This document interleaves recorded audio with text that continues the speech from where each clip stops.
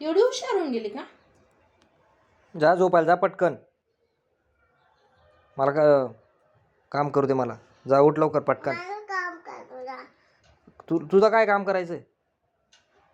या लॅपटॉपवर काय करते तू? हा हा इंजिनियर बनायचे? बापरे. इंजिनियर बनायचं तुला? कुठला अरे बापरे. इंजिनियर? कुठला इंजिनियर बेटा?